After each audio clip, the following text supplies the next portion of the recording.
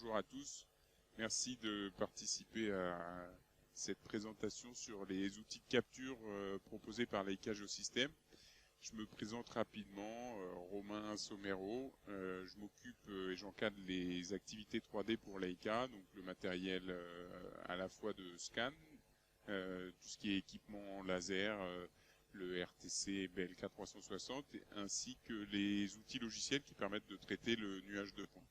L'objectif de la présentation est de montrer un petit peu les différents outils à la fois de capture et la chaîne de traitement logiciel qui permettent d'utiliser le nuage aujourd'hui dans des environnements d'Autodesk notamment. Un rapide retour sur l'existence de Leica. C'est une société qui a un peu plus de 200 ans d'expérience aujourd'hui dans l'instrumentation et les outils de capture. On propose depuis l'intégration dans le groupe Hexagone un certain nombre d'autres interactions avec des sociétés qui permettent de développer des technologies de scan couplées à du géoréférencement de réseau notamment, avec des sociétés de radar et ce genre de choses. On intervient dans différents environnements, la construction et le bâtiment de manière générale, mais aussi tout ce qui est le site industriel. On va intervenir également dans les villes, à l'échelle des villes, pour le relevé des réseaux existants. On a des applications dans les mines, ou pour tout ce qui est travail sur la gestion de ressources naturelles.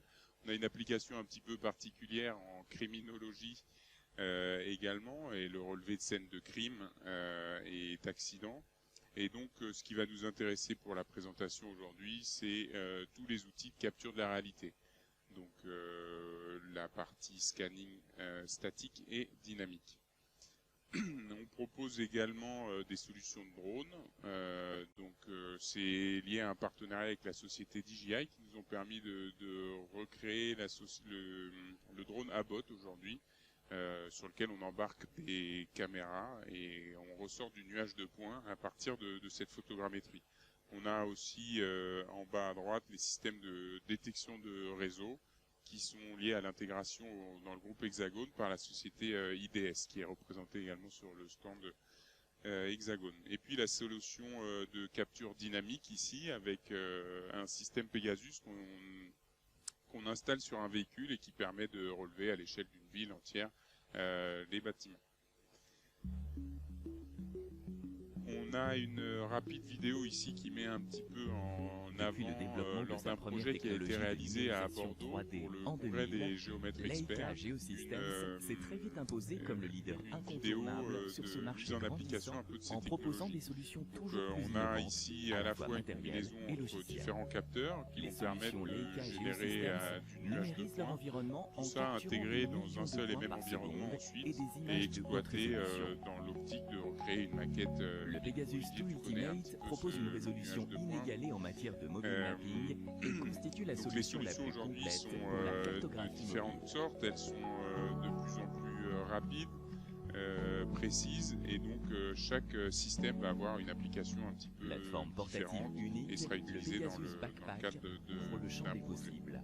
L'acquisition en extérieur, en système intérieur, Pegasus ou encore Backpack dans des qui permet de capturer à vitesse de marche dans un sac à dos. On a un certain nombre d'équipements complémentaires, des caméras, des flashs et donc le lidar bien sûr pour refaire du nuage de points. Le RTC 360 qui est présenté derrière vous dans l'allée ici, qui est une des nouveautés également. On reviendra dessus un petit peu plus en détail ensuite, avec un système de mesure à 2 millions de points seconde et démarquant par sa une nouveauté au niveau du système de calage sur le terrain. Le BLK 360 qui est le petit scanner laser 3D sur le marché, qui est extrêmement simple et facile à mettre en œuvre avec un système de scan avec un bouton ici.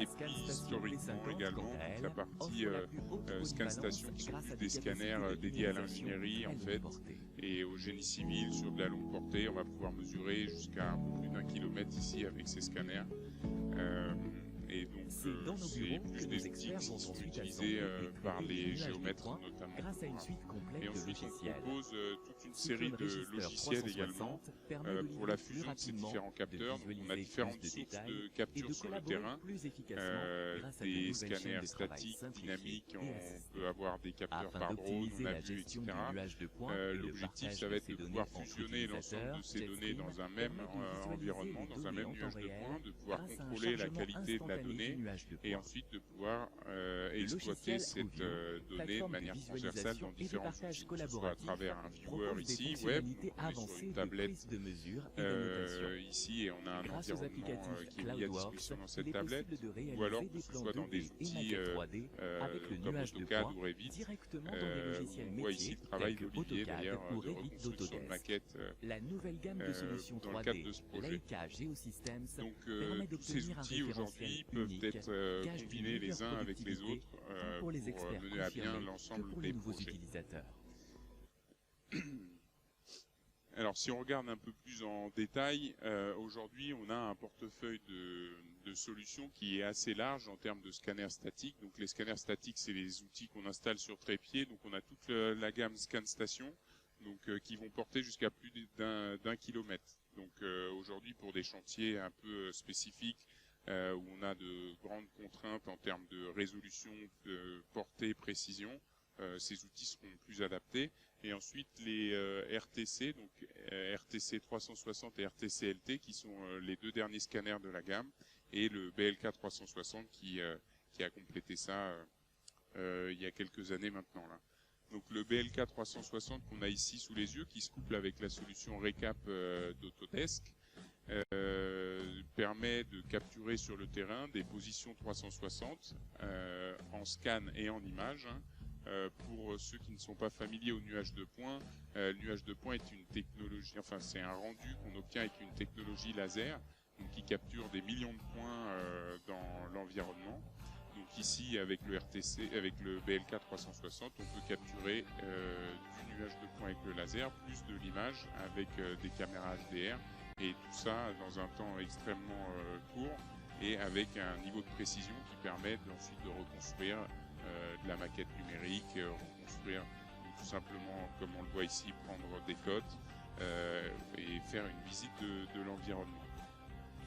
Une des particularités de ce BLK, c'est aussi la caméra thermique qui va lui permettre d'ajouter une information supplémentaire au nuage de points et donc être capable d'aller ressortir des informations de chaleur sur une façade par exemple pour des déperditions de chaleur ou ce genre de choses. Et ensuite, une fois la capture sur le terrain terminée et les positions assemblées, on va pouvoir assembler et fusionner l'ensemble de ces données dans le logiciel Recap au bureau. Ok. Ensuite, on a le RTC 360, donc c'est le scanner qui est dans le couloir là-bas, qui est la dernière innovation de Leica et qui présente la particularité. Il n'y est plus, si, oui. C'est Jonathan qui s'en occupe. Si vous voulez une démonstration, il peut vous présenter là-bas. Donc les nouveautés vraiment sur ce système ici, c'est la vitesse d'acquisition déjà qui passe un cran, on va dire, hein, et qui est aujourd'hui capable de mesurer à 2 millions de points secondes. Donc ça vous donne, pour avoir une idée, un 360 complet en 26 secondes en fait. Hein. Donc aujourd'hui, on a des standards sur le marché qui étaient un peu plus autour du million de points secondes. Aujourd'hui, on va encore plus vite avec ce système. Autre nouveauté, hein, c'est, on va regarder un peu plus en détail en quoi ça consiste, mais c'est le système VIS. C'est un système en fait avec 5 caméras qui ne servent pas à capturer de l'image sur le terrain. C'est un système qui permet de traquer des points de calage et des points d'intérêt sur le terrain lors du déplacement de l'utilisateur. Si on regarde plus en détail à quoi ça correspond, ici on a un utilisateur qui simule le déplacement du scanner sur son épaule par exemple, et donc ces 5 caméras ici qu'on voit traquent des points de calage, et donc le système est capable de directement calculer le vecteur de déplacement entre les deux positions. Donc ça permet sur la tablette de connaître en temps réel l'emplacement du scanner sur le terrain. Donc ça, c'est une vraie innovation aujourd'hui dans les outils qui permet de gagner du temps en termes de productivité, que ce soit avec la vitesse d'acquisition, et donc ce système de calage qui est complètement indépendant de tout logiciel, hein, qui est dans le hardware directement. Donc voilà pour le RTC. Ensuite, la scan station, on en a parlé un petit peu déjà, ce sont plus des applications dédiées dans la construction sur des grands projets ou sur le génie civil ici dans des grandes zones plutôt étendues. On est sur des portées à 1 km, on est sur un compensateur avec un haut niveau de précision. Donc on est plus sur des applications où on a besoin de densité, c'est-à-dire une grande quantité de points à plus longue distance. Donc pour ça, on a des capteurs qui sont présents comme les compensateurs qui permettent à longue distance d'aller faire de l'auscultation notamment ou du relevé en mine à ciel ouvert avec des grandes distances. Donc là on a vu tous les outils statiques qui étaient disponibles aujourd'hui dans la gamme. Il existe également des outils de capture mobile. Donc là on a un échantillon des solutions mobiles qui existent aujourd'hui. Donc on a vu dans la vidéo tout à l'heure de présentation le sac à dos, le backpack. Donc ça c'est un système qu'on porte sur le dos et on peut se déplacer à vitesse de marche ou alors avec un vecteur de déplacement. Ça peut être un vélo, ça peut être un Segway, ça peut être une trottinette ou un peu ce que vous voulez. Et donc on est capable de mapper, de mesurer du nuage de points à l'avancée avec ce système. Donc il y a une antenne GNSS, on a un système LIDAR, on a des caméras, on peut avoir un flash et on peut éventuellement brancher des sources d'acquisition complémentaires dessus pour pouvoir numériser à l'échelle d'un quartier entier du nuage de points et de la donnée. Ensuite, on a la famille de produits Pegasus ici. Ça, ce sont des systèmes, on le voit, qui ont des systèmes de fixation. Ce sont des instruments de mesure plutôt dédiés à des grandes échelles, des grands environnements, qui vont pouvoir être montés sur un véhicule, un bateau, un train, un quad, et qui vont permettre de capter donc de l'information, du laser, hein, bien sûr, c'est la base d'un peu de toutes ces technologies, également de l'imagerie, et puis vous pouvez imaginer brancher un capteur de pollution, un capteur sonore, une capture thermique, et donc ajouter de l'information complémentaire à ce mapping géographique hein, qu'on peut faire avec ces outils. Et ensuite, le dernier là-bas de cette famille de mobile mapping ici, c'est le ProScan. Donc c'est un chariot qui permet de déplacer un scanner, donc les scan stations qu'on a vu tout à l'heure dans la présentation, et qui permet de créer des profils et donc du nuage de points extrêmement précis. On voit il y a un petit prisme au-dessus, c'est un point de référence qui permet de traquer la trajectoire exacte du scanner, et donc du coup on a un nuage de points extrêmement précis pour des travaux sur du long linéaire. On peut imaginer de la route, du tunnel, des galeries commerçantes, des magasins, hôpitaux, etc., etc. Donc tout ça de manière dynamique. Dans cette vidéo, on voit les différents cas d'application qui sont liés au scan dynamique, mais aujourd'hui, à l'échelle de la ville, on a besoin de connaître un certain nombre d'informations sur l'environnement, que ce soit les réseaux, que ce soit les bâtiments, les surfaces, la signalisation verticale, la signalisation horizontale, enfin toutes ces choses-là sont des informations qu'on a besoin de connaître rapidement, qui évoluent beaucoup, et donc ces systèmes d'acquisition massifs permettent de faire rapidement des relevés, des campagnes de relevés pour mettre à jour des plans ou ce genre de choses. Donc ensuite, on a différents types de rendus. Tout ça, c'est du nuage de points qui est issu de ces technologies. Ici, on a une intégration avec la société IDS qui permet de coupler avec du géoradar. Donc on a à la fois le mapping de l'existant et en complément, on a le mapping du souterrain. Et donc du coup, on peut mêler tout ça dans un seul et même système. Donc là, on a le déploiement sur le système Pegasus, donc sur un véhicule. Et donc ensuite, après, les applications sont assez variées par rapport à tout ça. Voilà par exemple ce qu'on peut obtenir en 30 minutes ici avec des systèmes de mobile mapping et d'acquisition dynamique à l'échelle d'un quartier entier. On est capable de faire des relevés exhaustifs et précis de ces scènes. Autre application sur un canal, ici on a un jour de relevé, 20 km de canal sur un bateau. Tout ça avec les systèmes Pegasus. Si vous avez besoin d'informations complémentaires, on a Barbara qui est avec nous aujourd'hui aussi pour la société IDS et qui présente des technologies sur le stand Hexagone de détection de réseaux et d'environnements non visibles. Et enfin, la dernière innovation de Leica, qui n'est pas encore sortie officiellement, qui sera disponible d'ici la fin de l'année, c'est le BLK2Go. Le BLK2Go, c'est un système d'acquisition mobile, dynamique, mais un petit peu plus compact, on va dire, que les solutions précédentes. C'est un scanner qui tient dans la main, donc il est visible sur le stand là, juste ici. Donc c'est un système extrêmement compact qui permet de faire du relevé laser à la main. Donc il y a un système de double scan, une tête lidar à double axe qui permet de capturer du nuage de points et de le coloriser également. Vous avez 3 caméras à l'avant du système qui permettent de prendre des photos pour la colorisation et pour la compréhension de l'environnement. Et vous avez également une caméra de détail qui permet d'aller mesurer et capturer des informations complémentaires pour le relevé. Donc c'est un scanner qui fait moins d'1 kilo, qui va permettre de travailler dans des environnements plutôt en intérieur, mais de manière extrêmement simplifiée comparé aux outils mobile mapping qu'on a vu tout à l'heure, qui étaient un peu plus destinés à des utilisateurs experts. Ici, on a un bouton d'allumage, un petit peu comme le BLK 360, et un relevé extrêmement simplifié. Et ensuite, sur notre stand aujourd'hui, on a des solutions un peu plus traditionnelles avec les distos, les distancemètres. Donc il y a une application Autodesk mobile là, qui permet de connecter l'ensemble des distos et de pouvoir faire du plan en direct sur cette application.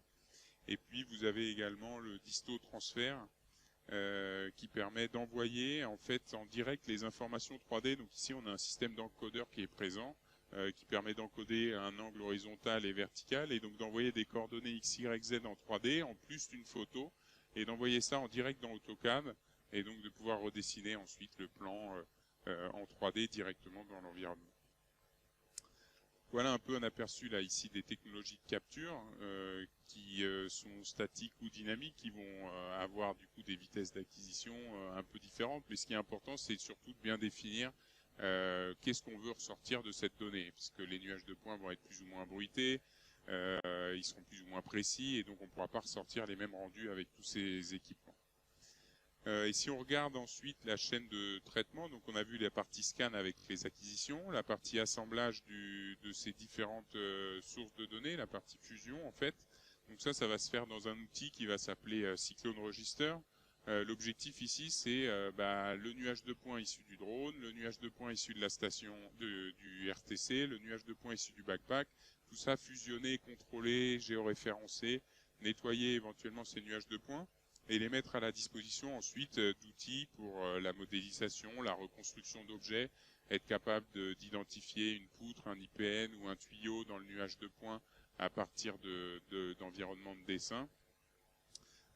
Ensuite, des outils de visualisation.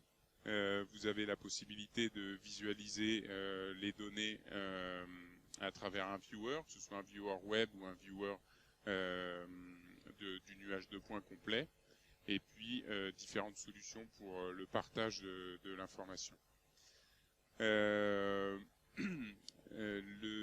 On propose un outil qui s'appelle CloudWorks également, qui est un plugin qui s'installe sur les solutions Autodesk.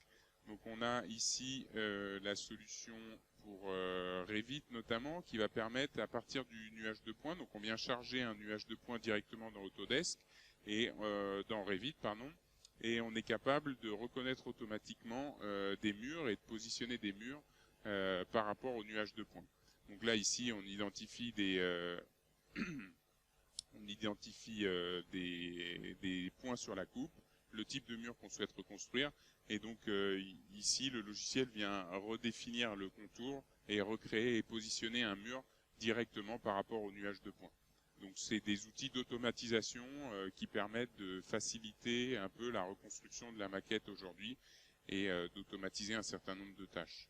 Donc ce plugin est disponible également sous AutoCAD.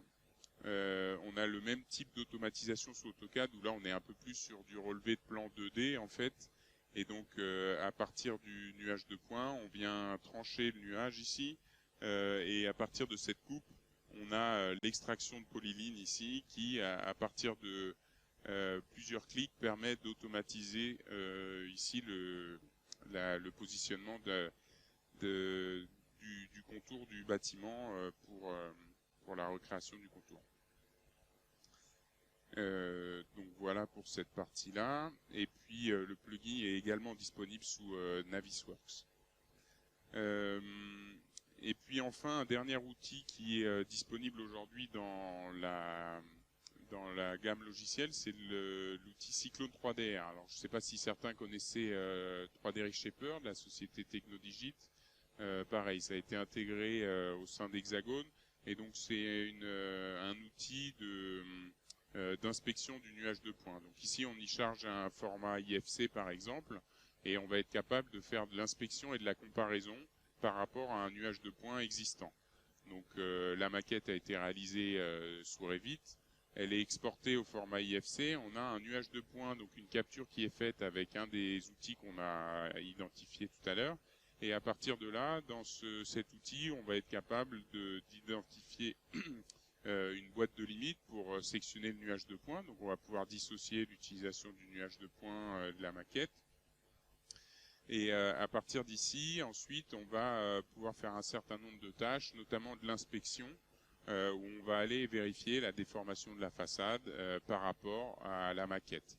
Donc c'est un peu le cœur du logiciel ici, Cyclone 3DR, qui permet de travailler sur le nuage de points, de faire du rendu et de l'inspection sur le nuage en comparant le nuage de points, donc l'état existant, et la maquette tel que construit ici. Donc on met en évidence des écarts par rapport à une tolérance qu'on va fixer, et donc à la suite de ça, on peut réextraire un rapport et directement utiliser ce rapport, le paramétrer à travers un éditeur qu'on va retrouver ici. Donc voilà pour ce cheminement un petit peu et c'est cette rapide présentation. Si vous avez des questions, n'hésitez pas. Et puis on est présent juste sur le stand d'à côté si vous avez besoin d'une démonstration plus avancée. Merci à tous.